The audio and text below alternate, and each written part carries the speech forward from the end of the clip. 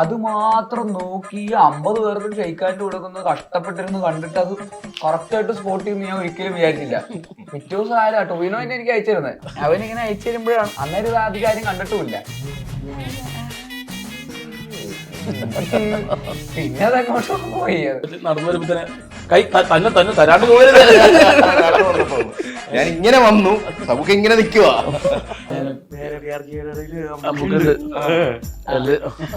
അത്രേ ഞാൻ പറയുള്ളൂ. ഇനിയിപ്പോ ബാക്കി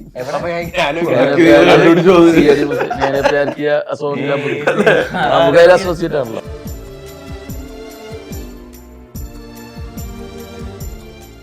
മരിക്കുന്നതിന് മുമ്പ് ഞങ്ങളൊരു പടത്തിൽ ഒരുമിച്ച് അഭിനയിച്ചു. അപ്പൊ ചേട്ടൻ എന്നെ ഓർക്കുന്നുണ്ടോ ഞാൻ ചോദിച്ചു. അപ്പം ഞാൻ ഓർക്കുന്നില്ലല്ലോ എന്നൊക്കെ ഇങ്ങനെ പറഞ്ഞു.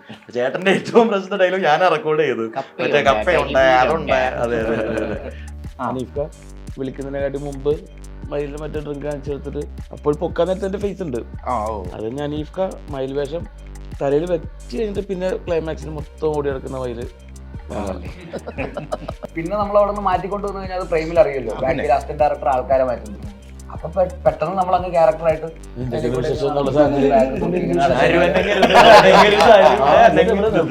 ഭക്ഷണം കഴിച്ചിട്ടൊക്കെ പോണോട്ടോ. പൊതുവെ എനിക്ക് അങ്ങനെ നടക്കാനാണ് ഇഷ്ടം. പിന്നെ വരുന്ന ക്യാരക്ടേഴ്സ് ഒക്കെ ഇങ്ങനെ ആയതുകൊണ്ട് മൊത്തത്തിലൊരു വ്യത്യാസമുണ്ട്.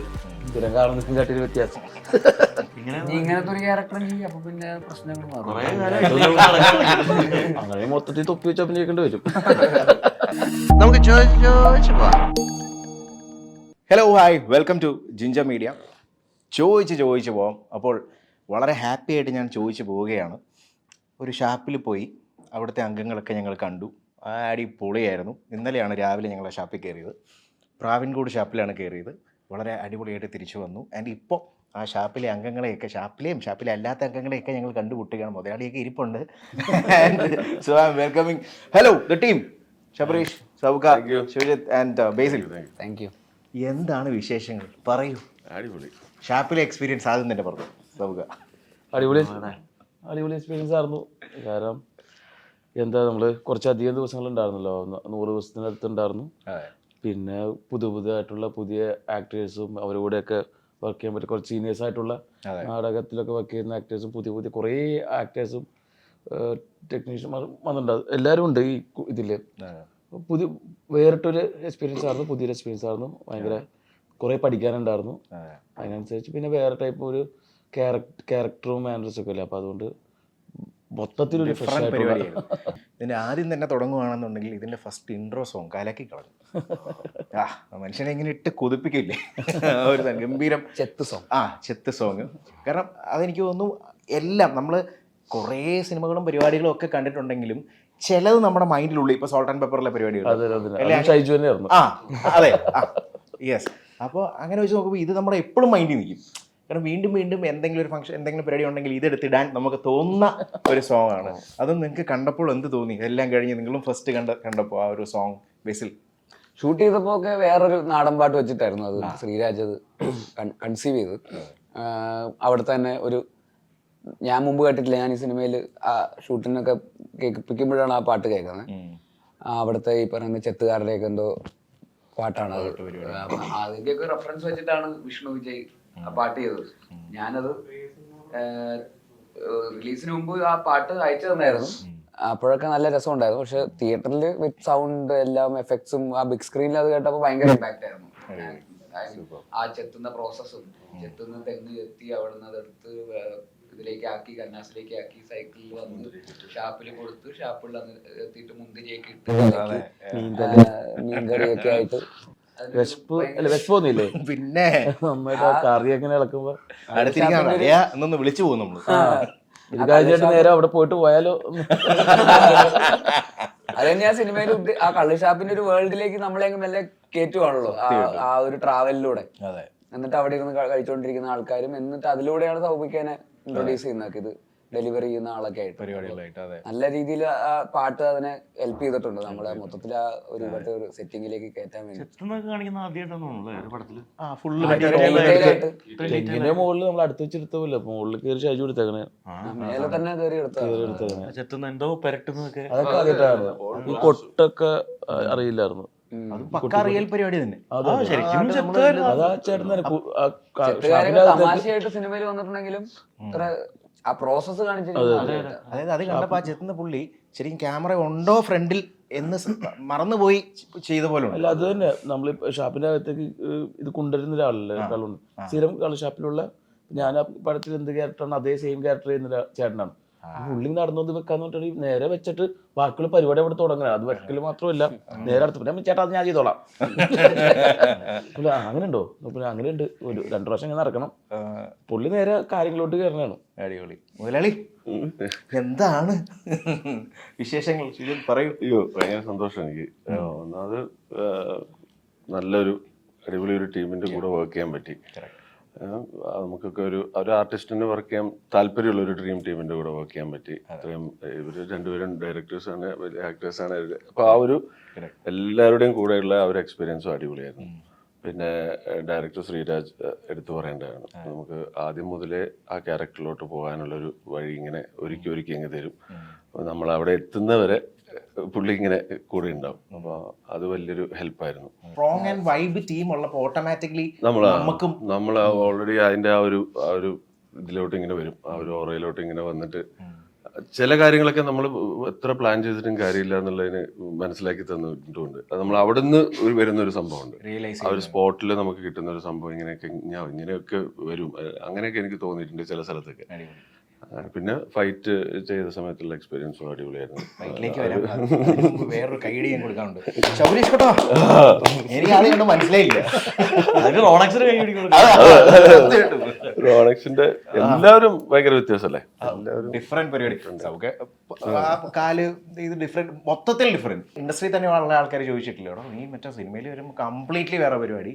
അല്ലാതെ നോർമലി അല്ല കാഷ്വലി എവിടെയെങ്കിലും നമ്മൾ കൊച്ചിയിൽ വെച്ച് സൗബിൻ ഷായർ എന്ന് പറഞ്ഞൊരു വ്യക്തിനെ കാണുമ്പോൾ ഉള്ളൊരു അപ്പിയറൻസ് ഇസ് കംപ്ലീറ്റ്ലി ഡിഫറെന്റ്. അങ്ങനെ ചോദിച്ചിട്ടില്ല. ഞാൻ പൊതുവെ എനിക്ക് അങ്ങനെ നടക്കാനാണ് ഇഷ്ടം. പിന്നെ വരുന്ന ക്യാരക്ടേഴ്സ് ഒക്കെ ഇങ്ങനെ ആയതുകൊണ്ട് മൊത്തത്തിലൊരു വ്യത്യാസമുണ്ട്. സ്ഥിരം കാണുന്നതിനും കാട്ടിയൊരു വ്യത്യാസം.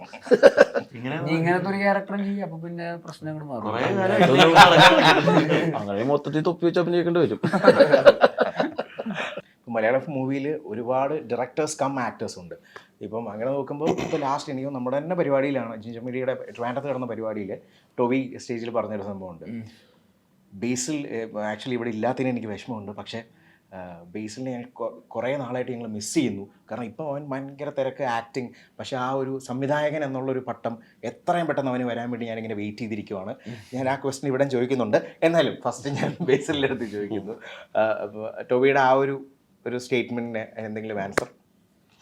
ആ പരിപാടിയുടെ തലേദിവസം ഞങ്ങൾ രണ്ടുപേരും കുറേ നേരം ഒന്ന് സംസാരിക്കുകയൊക്കെ ചെയ്തിരുന്നു. ഞങ്ങൾ വേറൊരു പ്രോഗ്രാം ഇതിന് ചെന്നൈയിൽ ഞങ്ങൾ കുറേ രാത്രി വരെ ഒന്ന് സംസാരിക്കുകയൊക്കെ ചെയ്തായിരുന്നു. അപ്പോൾ ഇതിനെക്കുറിച്ച് തന്നെയാണ് സംസാരിച്ചുകൊണ്ടിരുന്നത്, അടുത്ത എന്ത് ചെയ്യണം. അപ്പോൾ അതിൻ്റെ ഹാങ് ഓവറിലാണ് പിറ്റേ ദിവസം ചെന്നിട്ട് അങ്ങനെ പറഞ്ഞത്. സംസാരിച്ച കാര്യമാണല്ലോ. എനിക്കത് ഭയങ്കരമായിട്ട് മിസ് ചെയ്യുന്നുണ്ട്. അപ്പോൾ ഞാനതൊക്കെ അങ്ങനെ സംസാരിച്ചതിൻ്റെ ഭാഗമായിട്ടാണ് അത് മനഃപൂർവ്വം അത് ചെയ്യാത്തതുകൊണ്ടല്ല, അത് കറക്റ്റ് ദിശയിൽ അത് നടക്കാത്തതുകൊണ്ടാണ്. പല കാരണങ്ങളും കൊണ്ട് ആ സിനിമകളുടെയൊക്കെ അംബീഷൻസും വലിപ്പവും ഒക്കെ നമ്മുടെ ഒരു കൺട്രോളിൽ നിന്നും അപ്പുറത്തായതുകൊണ്ടുള്ള പല തരത്തിലുള്ള ഡിലേസും കാര്യങ്ങളൊക്കെ ഉണ്ടാകുന്നതുകൊണ്ടാണ്. പക്ഷെ അത് ഇത്രയും പെട്ടെന്ന് നടത്തണം എന്ന് തന്നെയാണ് ഞാനും ആത്മാർത്ഥമായിട്ട് ആഗ്രഹിക്കുന്നത്. അതിന് വേണ്ടിയിട്ട് ഇപ്പൊ എന്തെങ്കിലുമൊക്കെ നടക്കുമായിരിക്കും പെട്ടെന്ന് തന്നെ. ലേറ്റ് ആയാലും ആ ലേറ്റ് ആകുന്നത് ഒരു കാരണത്തിന് വേണ്ടിയാകുമ്പോൾ അതിന് സുഖമുണ്ടല്ലോ അല്ലേ? അതെല്ലാം സംഭവിക്കുന്നത് നല്ലതിന് വേണ്ടിയിട്ടാണെന്ന് വിചാരിക്കുന്നു. അപ്പൊ അതുകൊണ്ട് ലേറ്റ് ആയാലും നന്നായിട്ട് തന്നെ വരും. സാധനം വരട്ടെ അല്ലേ, സ്വാഗ് ആവട്ടെ. അതുപോലെ സൗഖ്യയോടുള്ള എത്രയോ പേര് ചോദിക്കുന്നുണ്ടാവും അല്ലേ, പറവാറ്റുവിനെ പറ്റി ചോദിക്കുന്നുണ്ട്. പിന്നെ എനിക്കൊന്ന് ഈ ഇയർ എൻഡിന് മുമ്പ് ഒരു മൂവി എനിക്ക് നമ്മൾ എക്സ്പെക്ട് ചെയ്യുന്നു, DQ വെച്ചിട്ടുള്ളൊരു മൂവി. നമ്മൾ അതിൻ്റെ പരിപാടികളൊക്കെ നമ്മൾ ഓൾറെഡി അതിന് മുമ്പ് നമ്മൾ കേട്ടിട്ടുണ്ട്. അപ്പം എന്താണ് ഇപ്പം അതിൻ്റെ ഒരു സ്റ്റേജിലോട്ട് എത്തിയിട്ടുണ്ട്. ഇപ്പം ഷൂട്ട് നടന്നുകൊണ്ടിരിക്കുന്ന കൂലി എന്ന് തമിഴ് മൂവിയാണ്, ലോകേഷ് കനകരാജിൻ്റെ, രജനി സാറിൻ്റെ മൂവി. അത് കഴിഞ്ഞിട്ട് കുറച്ചാൾ ബ്രേക്ക് ചെയ്തിട്ട് ഡയറക്ഷൻ തന്നെയാണ്. അതിലോട്ട് കയറാന്നുള്ള ഈ ഇയർ അല്ലെങ്കിൽ ഒരു നെക്സ്റ്റ് ഇയർ ഫസ്റ്റ് ഇയറിൽ അങ്ങനെയാണ് പ്ലാനിങ്ങിൽ പോയിക്കൊണ്ടിരുന്നത്. കാരണം ഇയർ ഒരു 2 മാസം കൂടി കഴിഞ്ഞിട്ടുണ്ടെങ്കിൽ തമിഴ് മൂവിയുടെ ഷൂട്ട് കഴിയും. പിന്നെ അതിൻ്റെ കുറച്ച് തിരക്കുണ്ട്. പക്ഷെ നമ്മൾ ചെയ്യാൻ പോകുന്ന സ്ക്രിപ്റ്റ് എന്തായാലും ലോക്കാണ്. ഇനി അതിൻ്റെ ബാക്കിയുള്ള കാര്യങ്ങൾ കുറച്ച് സമയം എടുക്കും, ഷൂട്ടിന് മുമ്പുള്ള കുറച്ച് കാര്യങ്ങൾ. അപ്പം അതുകൊണ്ട് ഒന്ന് ബ്രേക്ക് ഇട്ട് ഈ വർഷം തന്നെ എന്നാണ് പ്രാർത്ഥന. അപ്പോൾ അത് നടക്കട്ടെ. ഈ നമുക്ക് ഇപ്പം കുറേ വർഷത്തെ എക്സ്പീരിയൻസ് ഉണ്ടല്ലോ. ഇപ്പം ഫ്രം ദ സ്റ്റാർട്ടിങ് നോക്കുവാണെങ്കിൽ അപ്പം പല സിനിമകളിലും നമുക്ക് അറിയാവുന്ന കുറച്ച് സീനുകൾ സബുക്കെ കാണാനില്ല, പക്ഷെ ആക്ട് ചെയ്തിട്ടുണ്ട്. ഇപ്പൊ ഫോർ എക്സാമ്പിൾ പാണ്ടിപ്പട ആക്ട് ചെയ്തിട്ടുണ്ട്. പിന്നെ മയിലിന്റെ ആ ലാസ്റ്റത്തെ ക്ലൈമാക്സ് ആ വീടിനകത്തുള്ള സീൻ, അത് കൊച്ചിങ്ങനെ ചേട്ടന് പകരം ചെയ്തല്ലോ. പക്ഷെ അതിന് മുമ്പ് മൈനായിട്ട് വരുന്ന ആളെ ഞാൻ തന്നെയാണ്.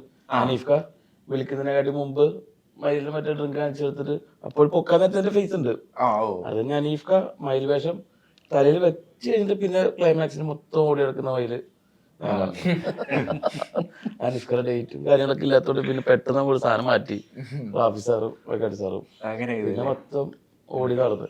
എനിക്കാണെങ്കിൽ പിന്നെ എന്നെ കാണൂല, എന്ത് വേണം ചെയ്യാം. കല്യാണ വീട് ഞാൻ മറ്റേ നല്ല വെയിറ്റും പൊള്ളാച്ചി ഉരുകിയിട്ട്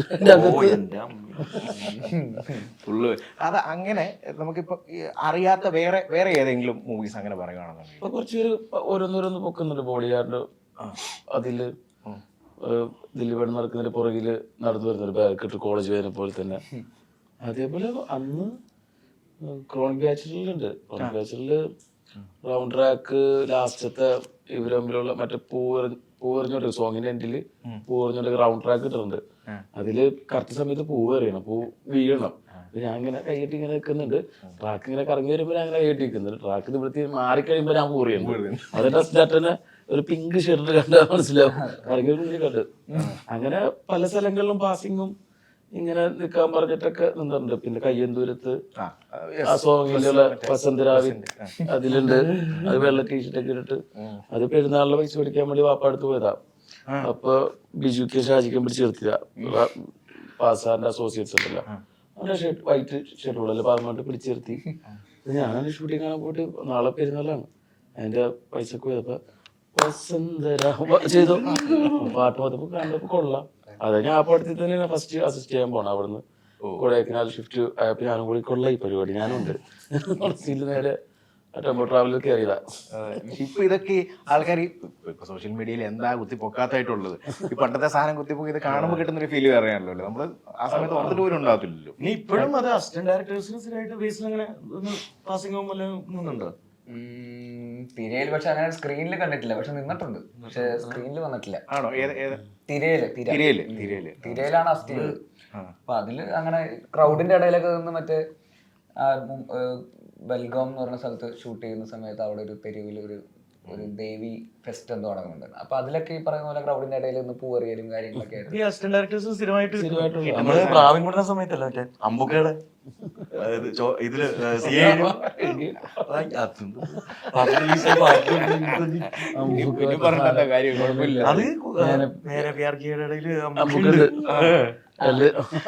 അത്ര ഞാൻ പറയുള്ളൂ. ഇനിയിപ്പോ ബാക്കി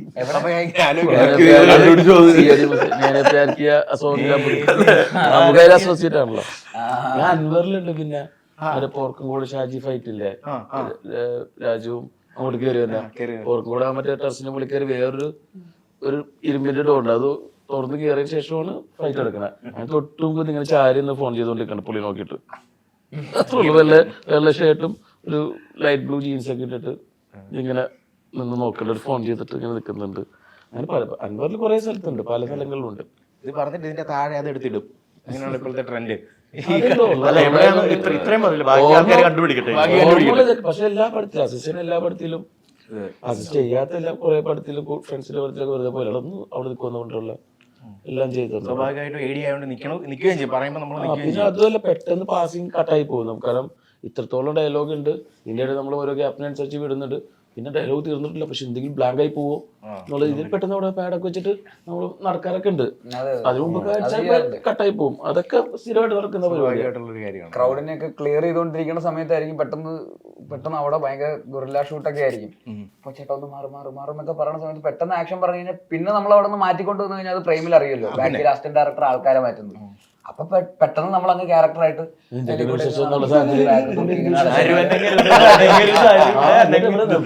ഭക്ഷണം കഴിച്ചിട്ടൊക്കെ പോണോട്ടോ. ഭയങ്കര തിരിഞ്ഞിട്ട് ഭയങ്കര ഇതായിരിക്കും. ചെറിയ സാധനങ്ങൾ പിന്നെ ആയിക്കോട്ടെ പോട്ടെ എന്നൊക്കെയുള്ള സാധനങ്ങളുണ്ടല്ലോ. കേട്ടാ പിന്നെ നമ്മള് ജോലി മാറി പെട്ട് ഇനിയിപ്പോ ഒന്നും നോക്കാനില്ല, അവിടെ നിന്ന് എന്തെങ്കിലുമൊക്കെ ചെയ്യാൻ അങ്ങനെയൊക്കെ സംഭവിക്കാറുണ്ട്. ഈ കുഞ്ഞിരാമായണം സൽസശാമം എന്നൊക്കെ പറയുന്ന പോലെ ഇപ്പൊ ഈ ഹാൻഡ് ഷേക്ക് പരിപാടി ഉണ്ടല്ലോ അത് അതിപ്പോ ലൂപ്പായിക്കൊണ്ടിരിക്കുകയാണ്, പലർക്കും കിട്ടുന്നുണ്ട്. നിങ്ങൾ സ്റ്റാർട്ട് ചെയ്തെങ്കിൽ പോലും അപ്പൊ അത് ടൊവിയും ബേസിൽ അത് സ്റ്റാർട്ട് ചെയ്തു. പിന്നെ അത് ലാസ്റ്റ് എനിക്കൊന്ന് മിനിസ്റ്റർക്ക് വരെ വന്നിട്ടുണ്ട്. അപ്പൊ ടൊവി ഇങ്ങനെ ഇരുന്ന് ചിരിക്കുന്നുണ്ട്. അതിന്റെ കമന്റ്സും അതിനെന്താ പറയാനുള്ളത് ആ ഒരു ലൂപ്പിന്? അല്ല, ഡെയിലി ആൾക്കാർ കയറുന്നുണ്ട് അതിന്റെ അകത്തോട്ട്. നമ്മൾ അറിയുന്നു, ചിലതൊക്കെ അറിയുന്നുണ്ട്, ചിലതിപ്പോ നമ്മൾ പോലും അറിയാണ്ട് ആൾക്കാർ വന്ന് കയറുന്നുണ്ട്. ഇനിയിപ്പോ എൻട്രി ഫീ ഒക്കെ വേണം ഇതിനു വേണ്ടി. പിന്നെ എല്ലാരും അങ്ങനെ വന്ന് കയറി കഴിഞ്ഞാൽ സത്രോ അതിനുവേണ്ടി തന്നെ ഇപ്പൊ ഷെയ്ഖിനെ ഒന്ന് പറ്റിക്കുന്നുണ്ട്. എന്നിട്ട് അവിടെ ക്യാമറ ഒന്നും ഇപ്പോൾ സീസിക്കും, അവിടുന്ന് കോപ്പി ചെയ്യാന്ന്. അവിടെയൊക്കെ വെച്ചിട്ട് ആരെങ്കിലും ഫോട്ടോ എടുക്കാൻ വരുമ്പോഴോ ആരെങ്കിലും ഇങ്ങനെ കൈ പെട്ടെന്ന് നോക്കുന്നത് ഈശ്വര ക്യാമറ കണ്ടായിരുന്നു. ഇന്ന് തന്നെ നമ്മൾ എത്ര പ്രാവശ്യം പറഞ്ഞല്ലേ, അത് നിത്യജീവിതത്തിൽ സ്വാഭാവികമായിട്ട് സംഭവിക്കുന്ന ഒരു കാര്യമാണെന്ന് നമ്മൾ ഇപ്പോഴാണ് റിയലൈസ് ചെയ്യുന്നത്. ഇപ്പൊ അതിൽ കോൺഷ്യസ് ആവാൻ തുടങ്ങി. ക്യാമറ ഞാൻ നടന്നു വരുമ്പോ തന്നെ കൈ തന്നെ തന്നെ തരാണ്ട് പോയത്. ഞാൻ ഇങ്ങനെ വന്നു, നമുക്ക് ഇങ്ങനെ നിൽക്കുക. അതിപ്പോ വീഡിയോ എടുക്കണവരും ഇത് നോക്കിക്കൊണ്ടായിരിക്കുന്നത്, വല്ലതും കിട്ടിയിരുന്നെങ്കിൽ എന്ന് പറഞ്ഞിട്ടാണ് നമ്മളും. അപ്പൊ ജീവിതത്തില് ദൈവമേ ശേഖാൻ്റെ കൊടുക്കുമ്പോ എല്ലാം കോൺഷ്യസ് ആ എല്ലാരും. ഇപ്പൊ ഇതിലാണ് പുറത്തൊക്കെ കുറച്ചധികം സ്ഥലത്താണെങ്കിൽ ഇപ്പൊ നാല് പേരുണ്ട്, ഒറ്റ ക്യാമറയിൽ വെക്കുന്നത്. ഒരാൾക്ക് ഒരെണ്ണമായിട്ടുണ്ട്, മറ്റൊരാൾക്ക് ഇവിടെ എന്താ കാരണം ത്രൂ ഔട്ട് ഒരാളെ മാത്രം, നീ അവനെ മാത്രം പിടിച്ചാൽ മതി. സമ്മാനദാനം ഒക്കെ ഉണ്ടെങ്കിൽ ടെൻഷൻ ആവുക. വരുന്ന ആള് കൈതരാനാണോ വരുന്നത്, നമസ്കാരം കൊടുക്കാനാണോ? നിങ്ങളെ രണ്ടുപേരുടെ ഞാൻ ശ്രദ്ധിച്ചായിരുന്നു. അപ്പൊ നമുക്ക് ഇങ്ങനെയാണ് ഇരിക്കുന്നത്. ഞാൻ ഇങ്ങനെ അതുപോലെ നിൽക്കുന്നു. കൈവിടലില്ലേ ഞങ്ങള്, എന്തുകൊണ്ടാലും തന്നാലേ കൊടുക്കുള്ളൂ. കുറച്ച് പ്രായമുള്ള ചേട്ടനോട് പുള്ളി പറ്റിക്കുള്ളൂ എന്ന് വിചാരിച്ചു കൈ വന്ന് ഞങ്ങൾ കൊടുക്കാൻ പോയപ്പോ തന്നെ പുള്ളി വിട്ടു. അപ്പൊ ഇത്രയും ബുക്ക് ചെയ്യാൻ പിടിച്ചു. അത് പക്ഷെ ഞാൻ പറയുകയും ചെയ്തു അപ്പൊ തന്നെ കിട്ടി. എന്നിട്ട് എയറിൽ പുള്ളി ജയിക്കാൻ കാണിച്ചിട്ടൊക്കെ അക്കരയില്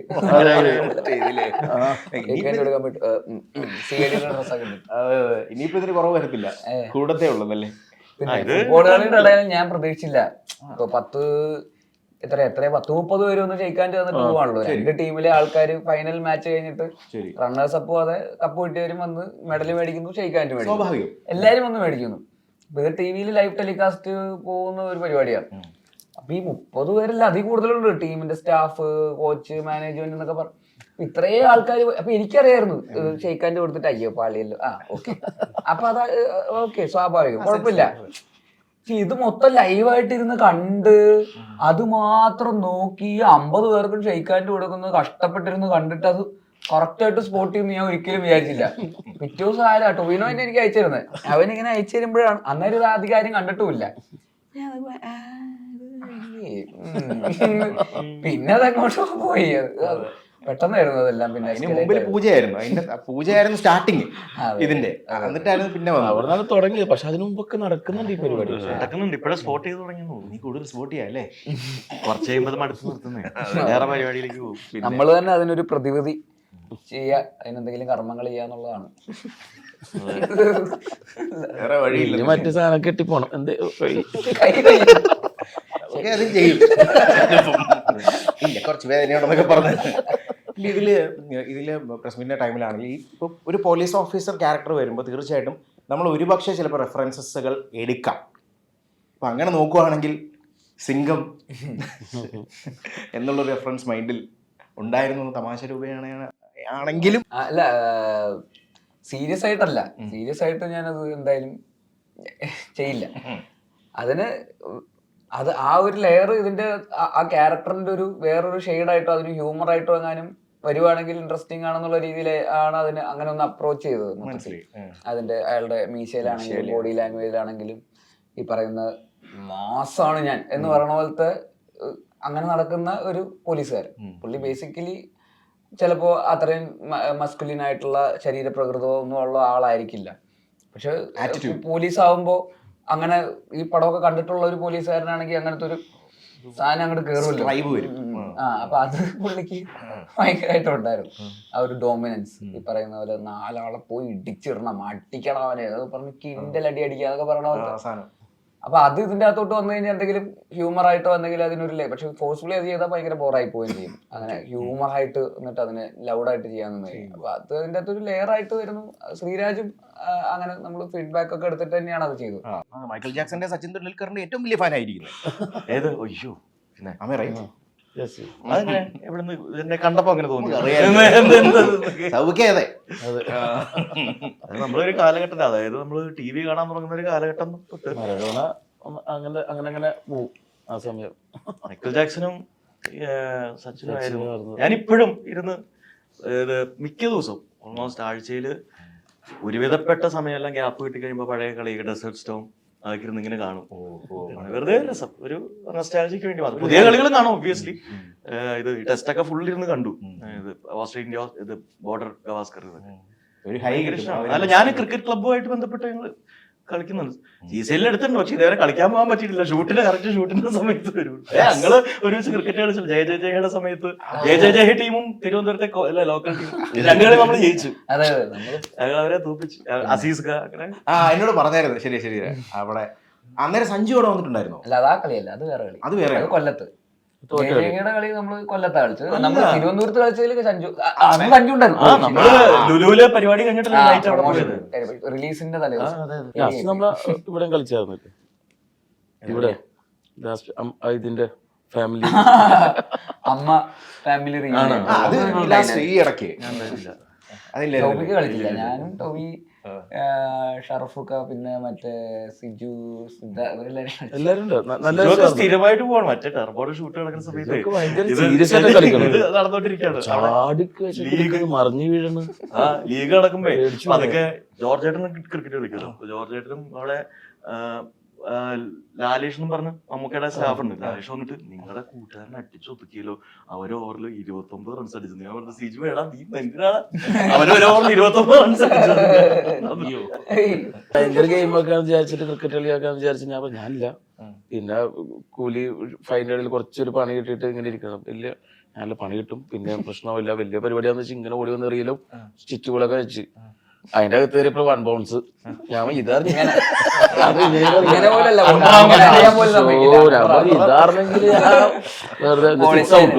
സിക്സ് ഔട്ടും നമ്മള് കളിച്ചോണ്ടിരുന്ന പോലെ. ക്രിക്കറ്റിന്റെ അടിസ്ഥാന കാര്യം, ക്രിക്കറ്റിന് മാത്രം പ്രത്യേകത ഉള്ള ഒരു കാര്യമാണ്. ബാക്കി എല്ലാ കളിയും അതിർത്തിക്കുള്ളിൽ കളിക്കണം. ഇത് അതിർത്തി ക്രോസ് ചെയ്യണം. ഒരൊറ്റ കളിയുള്ളൂ അങ്ങനെയുള്ളൂ. Boundary you should cross the boundary. അതെ, ബാക്കി എല്ലാ കളിയും ബൗണ്ടറി കടന്നു കഴിഞ്ഞാൽ ഫൗളാണ്. കൂടുതലും ടെറസിന്റെ മുകളിലൊക്കെയാണ് കളിക്കുന്നത്. അപ്പൊ പുറത്തുപോയി ഔട്ട് വേണം, പിന്നെ അത് അടിച്ചാൽ പോയി എടുക്കുകയും വേണം. അതാണ് നമ്മള് പറവില് ലാസ്റ്റ് ഇട്ടിട്ടുണ്ട്. അടിച്ചാലിനെ പോയി എടുക്കുന്നുണ്ട്. അവസാനം അടിച്ചിട്ടുള്ള സിക്സ് ഔട്ടാവും. ഇവിടെ 6 ഔട്ടാണ്. അടിച്ചാലിനെ പോയി എടുക്കാൻ, അടിച്ചാൽ പോയി എടുക്കാനാ. അത് പറവിൽ ചെയ്തിട്ടുണ്ട്. അത് അടിച്ചല്ലേ പോയി എടുത്തോ. നമ്മൾ കളിക്കുന്നെങ്കിൽ ടെറസിന്റെ മുകളിലാണ്. അപ്പാർട്ട്മെന്റ് 3 നിലയുടെ മേളാണ് കളിക്കണ. ഇത് അടിച്ചിട്ടുണ്ടെങ്കിൽ എടുക്കാന്ന് പറഞ്ഞാൽ കേറി ഇറങ്ങലുണ്ടല്ലോ. അതുകൊണ്ട് 6 എങ്ങനെ വന്നാലും അടിക്കൂല. പിന്നെ ഒരു സംഭവം ഉണ്ട്. നമ്മുടെ ബാറ്റിംഗ് ആകുമ്പോഴായിരിക്കും കറക്റ്റ് 6:30 ആവുന്നത്, 6:45 ഇരുട്ടുന്നത്. അത് പിന്നെ അപ്പൊ നമ്മൾ പറയും നാളെ കളിക്കുമ്പോൾ ഇതിന്റെ ബാക്കി കളിക്കണമെന്ന്. പക്ഷെ നടക്കത്തുമില്ല, നടക്കില്ല. ടെന്നീസ് ബോളും കൊണ്ടാണെങ്കിൽ കാണത്തുമില്ല. മറ്റേ ഫ്ലൂറസിന്റെ പച്ചയാണ് പിന്നെ ഓക്കെ. പണ്ടത് മറ്റേ ബൂസ്റ്റ് ബോളൊക്കെ വന്നത് അങ്ങനത്തെ ബോളിപ്പില്ല. അങ്ങനത്തെ ടെന്നീസ് ബോളില്ല. കട്ടിയുള്ള ടെന്നീസ് ബോൾ ഉണ്ട്. കട്ടിയുള്ളതുണ്ട് ടെന്നീസ് ബോൾ ഉണ്ട്. അതെ, അതിപ്പോ ഇല്ല. ഇപ്പൊ അത്രയും കട്ടിയുള്ളത് ഇല്ല. തിരിച്ച് രണ്ടാമത് ഓടായിരിക്കാൻ വേണ്ടി പോണ വഴിക്ക് ബാറ്റൊക്കെ എക്സ്ചേഞ്ച് ചെയ്യാറുണ്ട്. ഓടണ വഴിക്ക് ഒറ്റ ബാറ്റിലേ ഉള്ളൂ. ലാസ്റ്റ് ബോൾ സിംഗിൾ എടുക്കും. ഓർമ്മ അവിടെ പോയി നിൽക്കലാണ്. ഓർമ്മ വഴിക്കാനെ വെറുതെ നമ്മളെ ഇങ്ങനെ കാണിക്കാറില്ലേ? അത് അവര് ഇത് കണ്ടിട്ട്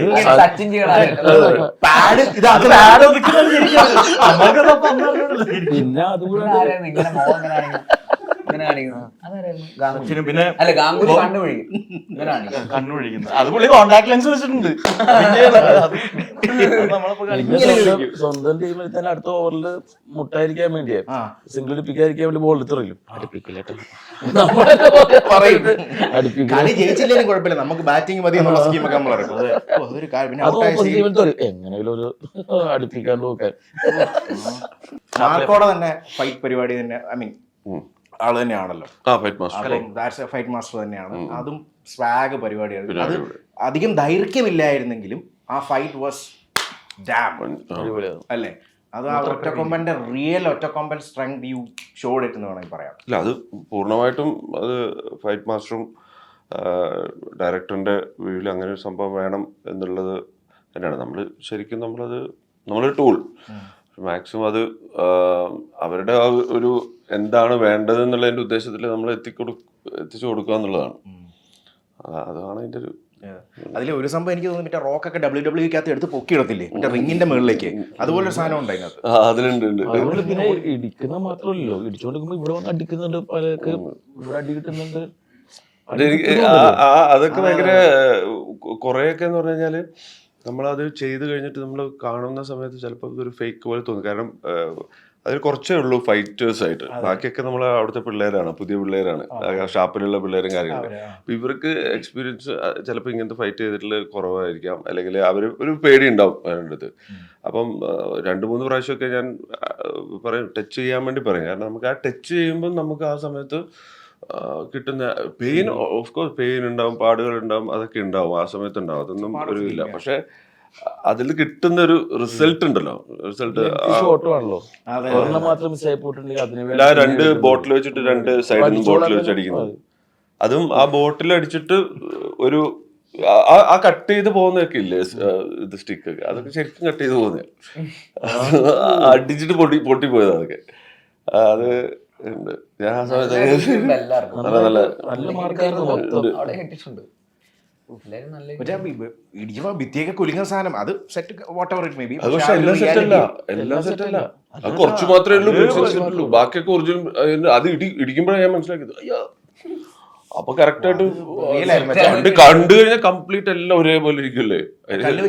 കുറച്ചേ ഉള്ളൂ ഇത് സാധനം, ബാക്കി മൊത്തം ഒറിജിനൽ.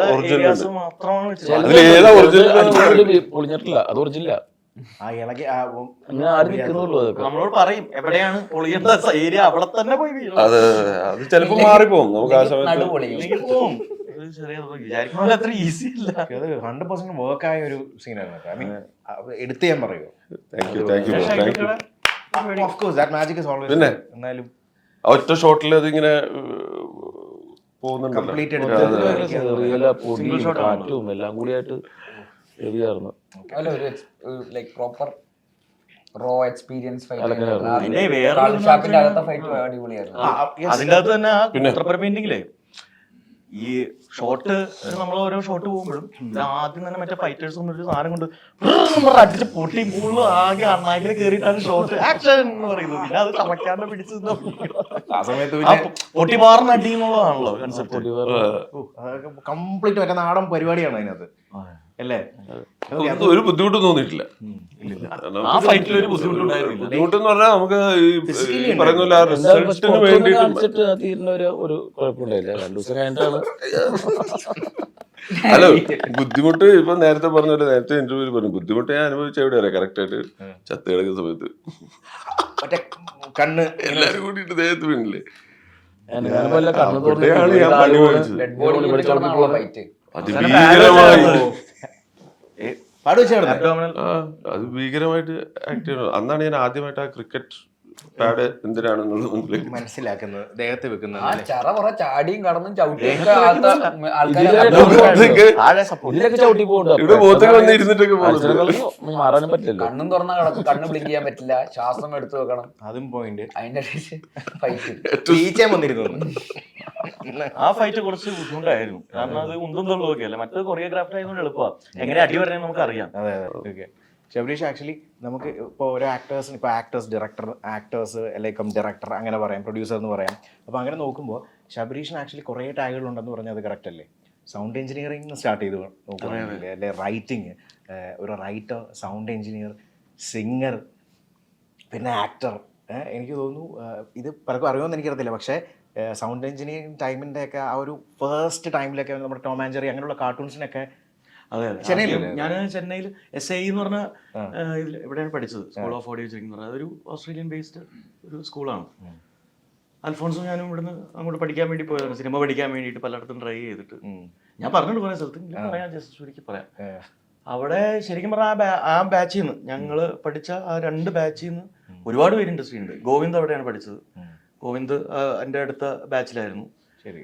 രാജേഷും ഒബ്വിയസ്ലി രാജേഷും ഇന്ന് ക്ലാസ്സിന് ഇപ്പം മുജീബ് മജീദ് ഇതിൻ്റെയൊക്കെ കിഷ്കിന്ദ കാണ്ഡം ഇപ്പം രേഖാചിത്രത്തിൻ്റെ ഒക്കെ മ്യൂസിക് ഡയറക്ടർ അവനും ബാച്ചാണ്. പിന്നെ എബിൻ പോൾ എന്ന് പറഞ്ഞിട്ടുണ്ട് ഇത് ചെയ്യുന്ന സുഷിൻ്റെ പാട്ടുകളൊക്കെ എബിനാണ് മിക്സ് ചെയ്യുന്നത്. ശരി ശരി.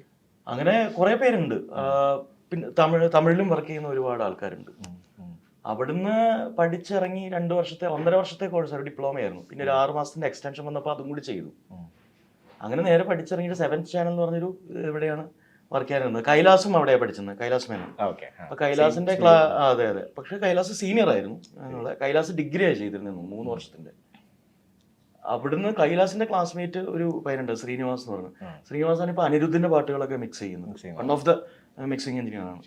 ശ്രീനിവാസ് പറഞ്ഞിട്ട് 7th ചാനലിൽ എനിക്ക് ഇത് കിട്ടുന്നത്. അപ്പൊ ആദ്യം ഈ എന്താ മറ്റേ ചോട്ടാ ഭീം അങ്ങനെയുള്ള കുറെ കാർട്ടൂൺസ് ഒക്കെയാണ് ആദ്യം ഇരിക്കുന്നത്. അങ്ങനെ ഒരു 2 വർഷം 1.5 വർഷം കഴിഞ്ഞപ്പോഴേക്കും ആദ്യത്തെ സിനിമ വരയ്ക്കാൻ പറ്റി. അതായത് വിണ്ണൈ താണ്ടി വരുവാ എന്ന് പറഞ്ഞത് ഗൗതം മേനോന്റെ. അവിടുന്ന് ഒരു സൗണ്ട് എഞ്ചിനീയർ, ഡബിംഗ് എഞ്ചിനീയർ അവിടെ സൗണ്ട് എഞ്ചിനീയർ. അത് 3 ലാംഗ്വേജും വർക്ക് ചെയ്തിട്ടുണ്ട്. വിണ്ണൈ താണ്ടി ഒരു MI ജയ്സാറി അത് രണ്ടും പാരലി ആയിരുന്നു നടന്നിരുന്നത്.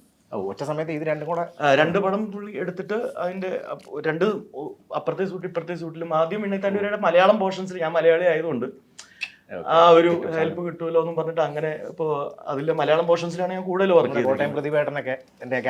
ഫസ്റ്റ് ഞാൻ ചേട്ടൻ്റെ അടുത്ത് പറഞ്ഞിട്ട് ഞങ്ങള് ചേട്ടൻ മരിക്കുന്നതിന് മുമ്പ് ഞങ്ങളൊരു പടത്തിൽ ഒരുമിച്ച് അഭിനയിച്ചു. അപ്പൊ ചേട്ടൻ എന്നെ ഓർക്കുന്നുണ്ടോ ഞാൻ ചോദിച്ചിട്ടുണ്ട്. അപ്പം ഓർക്കുന്നില്ലല്ലോ എന്നൊക്കെ ഇങ്ങനെ പറഞ്ഞു. ചേട്ടന്റെ ഏറ്റവും പ്രസിദ്ധ ഡയലോഗ് ഞാൻ റെക്കോർഡ് ചെയ്ത് മറ്റേ കപ്പയുണ്ട് അതുണ്ട് അതെ അതെ അതെ ഇപ്പൊ മരിച്ചുപോയി പുള്ളി. ആ സമയത്ത് പക്ഷെ തെലുങ്ക് ഫുള്ള് വർക്ക് ചെയ്തു. പിന്നെ അത് ഹിന്ദിയിലേക്ക് റീമേക്ക് ചെയ്തപ്പോൾ അതും വർക്ക് ചെയ്തു. പിന്നെ അത് കഴിഞ്ഞിട്ട് നമ്മുടെ പടങ്ങളൊക്കെ ഓണായി. നമ്മള് നേരം വർക്ക് ചെയ്തു, സൂതുകവും എല്ലാവരുടെയും ചായക്കട ടീമിന്റെ എല്ലാ പടവും ഓണായി. നളന്റെ ഓണായി, കാർത്തികിന്റെ ഓണായി. അപ്പൊ ഇതെല്ലാം അടുത്തടുത്തായിരുന്നു. നേരം, സൂതുകവും, പിസ്സ. അതിന് പിസ്സ 2 എന്നും പറഞ്ഞൊരു പടം വന്നിരുന്നു, വില്ല എന്ന് പറഞ്ഞു. അത് വർക്ക് ചെയ്തു. സൂതുകവിലും വർക്ക് ചെയ്തു. പിന്നെ അത് കഴിഞ്ഞിട്ട് വേറെ അവസാനം ജിഗർദണ്ഡ, ഫസ്റ്റ് ജിഗർദണ്ഡയാണ് അവസാനമായിട്ട് വർക്ക് ചെയ്യുന്നത്. അപ്പോഴേക്കും പ്രേമത്തിന്റെ ടൈമായി. പിന്നെ അതിനുശേഷം ആ ഒരു പണിയിലേക്ക് പോയിട്ടില്ല. ബേസിൽ ആസ് ഓൾവേസ് നിങ്ങൾ പറയുന്ന പോലെ തന്നെ കിടിലം സ്വാഗ് പരിപാടി, ഒരു ഡിഫറെൻറ്റ് അല്ല സീരിയസ്ലി. കാരണം നമ്മൾ കണ്ടു തുടങ്ങിയ ഇപ്പം ബേസിലിനെ ഫ്രം ദ ഫസ്റ്റ് നമ്മളൊക്കെ എനിക്കൊന്ന് കാതര ആ ഒരു ടൈം തൊട്ട് നോക്കുമ്പോൾ അതിന് കോമഡി അല്ലെങ്കിൽ മറ്റേ ഒരുപാട് കോമഡി പരിപാടികൾ, പിന്നെ അതിൽ നിന്ന് അതിൻ്റെ ഒരു ട്രാക്ക് മാറുന്നു, പക്ഷെ ആ ഒരു ജോണർ മാറുന്നു. That is actually different. ഇപ്പോൾ ചിലർക്ക് ചിലപ്പോൾ ഒരു ജോണർ മാത്രമേ പറ്റുന്ന ആൾക്കാരുണ്ട്. പക്ഷേ ബേസിലിനെ സംബന്ധിച്ച് നോക്കുമ്പോൾ ഈ കഴിഞ്ഞ മൂവികളൊക്കെ നോക്കുമ്പോൾ അതിന് ഡിഫറെൻറ്റ് പരിപാടികളുണ്ട്. അപ്പം ആ ഒരു പരിപാടിയിലേക്ക് ആ ഒരു ട്രാക്ക് മാറിയപ്പോൾ ഉള്ള ഒരു ഡിഫറൻസ് എന്ത് തോന്നുന്നു? ശരിയാണല്ലോ, കുറച്ചുകൂടെ എക്സൈറ്റിംഗ് ആവുന്നുണ്ട്. ഈ പ്രോസസ്സ് കുറച്ചുകൂടെ എക്സൈറ്റിംഗ് ആവുന്നു. ഫിലിം മേക്കേഴ്സിനും അപ്പോൾ കുറച്ചുകൂടെ ഇങ്ങനെയും ചെയ്യിപ്പിക്കാം.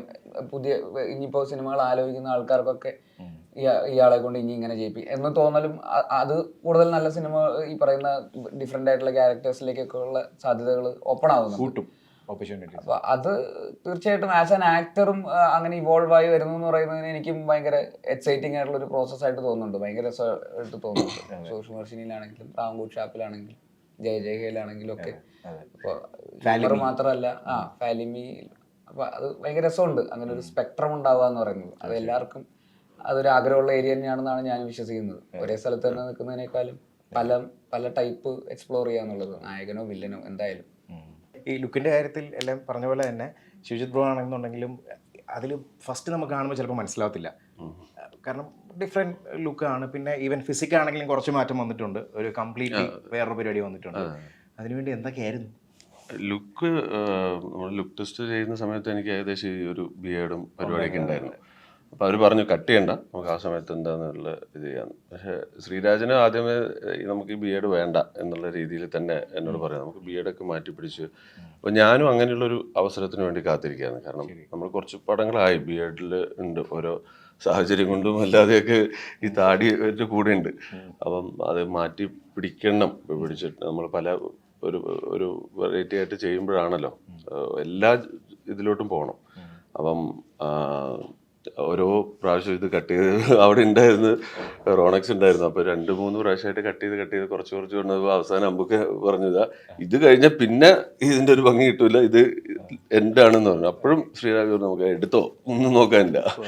അപ്പോൾ അങ്ങനെ അങ്ങ് എടുത്ത് പിന്നെ ആ സമയത്ത് പക്ഷേ ഈ ഒരു രൂപം എനിക്ക് അത്ര ഇല്ലായിരുന്നു. അപ്പോൾ എന്നോട് പറഞ്ഞു ഈ ഇതുപോലെ എല്ലാ ദിവസവും കള്ളും കപ്പയും മറ്റൊക്കെ അടിക്കുന്നുണ്ട്, ഇയാൾക്കൊരു ഒരു മസ്കുലർ ഒരു സംഭവം ഉണ്ടാവും, അപ്പം നമുക്കിനി ഒരു 1 വീക്കും കൂടി ഉണ്ട്. അപ്പം എനിക്കറിയാം ആ 1 വീക്കിനുള്ളിൽ എങ്ങനെ ഈ ട്രാൻസ്ഫോർമേഷൻ ചെയ്യുന്ന പരിപാടി പണ്ടും എല്ലാം ചെയ്തിരിക്കുന്ന ഒരുപാട് ഇതിലെ ഈ ക്യാരക്ടറിനനുസരിച്ച് ചെയ്യാനാണ്.